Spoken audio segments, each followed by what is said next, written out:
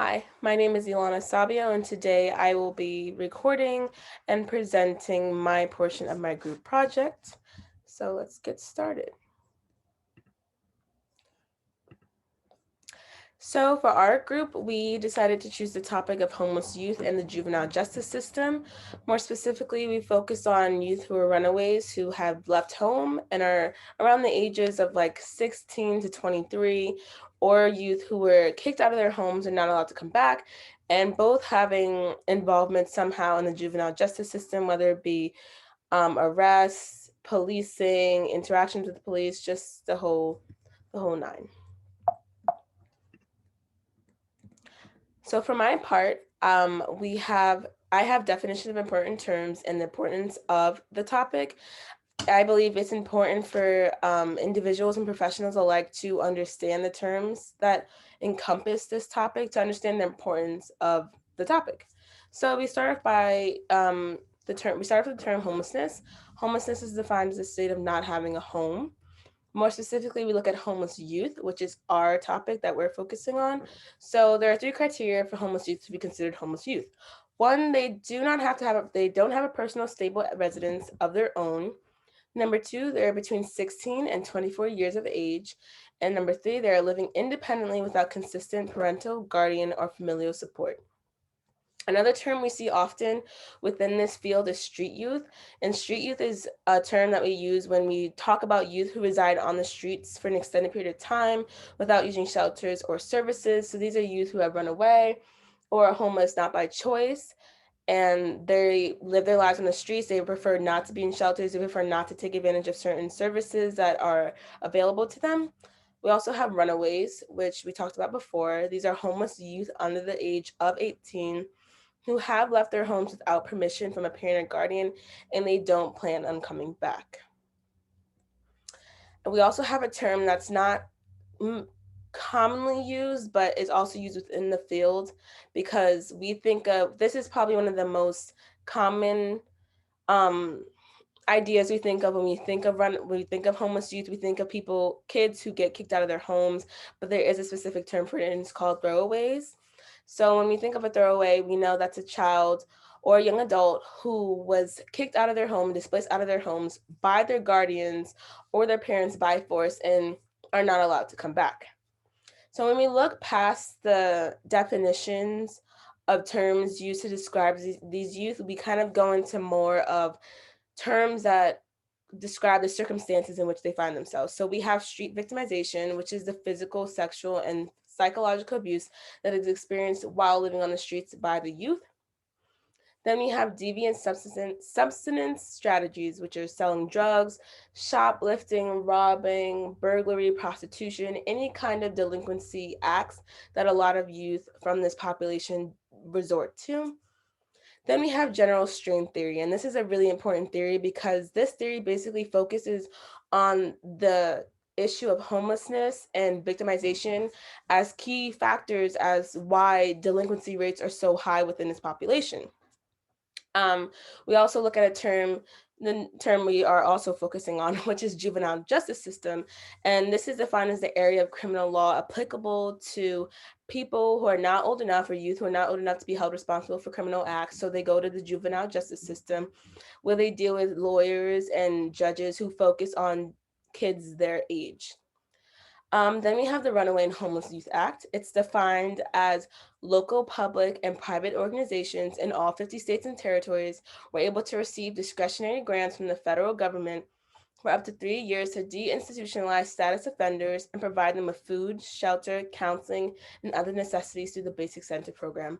So basically, this act allowed states, whether it's public or private organizations within every state in the country, to have money set up to help curb help curb illegal activity with amongst these youth populations by providing resources and programs and therapy services. So when we talk about the importance of homeless youth and the juvenile justice system, it's important to understand that youth are a vulnerable population on their own, and even more so when they are homeless. So there are an estimated 500,000 to 1.5 million homeless youth in the USA as of now. That's a huge number. That's a gigantic number. And we think about how young these children are and how vulnerable they are on the streets. This is important for everyone to know because we want to get these kids off the streets and we want to provide them with the services that they can have to live a well-rounded life. So homeless youth more than likely come from houses in which they would face two or more forms of abuse for an extended period of time. So statistics show that 17 to 35% report having been sexually abused, and around 40 to 60% experience physical abuse prior to being homeless. So through the research of finding the sources for annotated bibliographies and reading through multiple studies, it is proven that a majority of kids who are living on the streets or who are living in shelters do experience horrific abuse at home prior to being homeless. So this is another link that they have noticed is contributes to higher rates of homelessness and delinquency. So that's important to know, that we need to understand as social workers that these kids don't just end up on the streets by accident, and they're not just on the streets without previous, not baggage, but previous issues that they have to deal with. So these youth are more exposed to dangerous circumstances versus people who are homed, or youth who are homed. So with limited outlets for an income, these youth often partake in prostitution, theft, robbery, and the selling of illegal drugs. This is otherwise known as survival strategy. So homeless youth are more likely to be involved in the juvenile justice system. Like I just said, with few available resources and limited educational opportunities, homeless youth resort to illegal activities in order to generate an income. This is also known as survival crimes.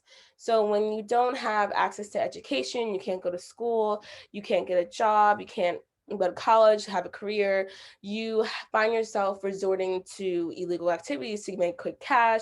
You sell drugs, unfortunately you may have to sell your body. And this is what happens with these youth, and they end up in a lot of situations where they are caught for doing these things, and they end up in jail more often than kids who are housed because they don't have exposure to this kind of crime. So these youth are exposed to higher rates of policing, leading to higher rates of incarceration. So it's all a chain effect, homelessness, engagement in illegal activities for money, and that leads to policing, which leads to arrest, which leads to involvement in the justice system. So it's important for social workers to also understand that a lot of these youth suffer from mental health issues and find themselves in harmful situations that they may not have put themselves in, or they don't have the resources to get themselves out of, and this leads them to being arrested and to possible jail time. It is also very important for us to note that a disproportionate amount of these youth are Black and Hispanic and slash or are LGBTQIA plus. These are all vulnerable groups, not only because they're homeless, but because they're also minorities, and they face higher levels of discrimination and abuse while on the streets. And this is important to note because we are here to advocate for children who don't otherwise have the adults or the voices to do so. So it's important for us to advocate for every sector or subset of populations of a subset of people within populations. So here are just some important statistics that's good to keep mindful of, because the prevalence of homeless youth needs to be ingrained into people so that we know to do better and to help these kids get out of these situations. So it's estimated that 654 youth across 11 major U.S. cities was conducted in the 11 major U.S. cities, and it was found that 654 youth um, were found to be homeless at some point in their lives.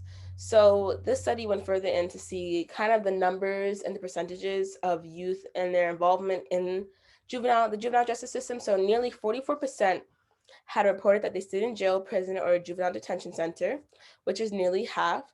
Almost 70% has had at least one interaction with the police, and nearly 62% have been arrested. Those are high numbers.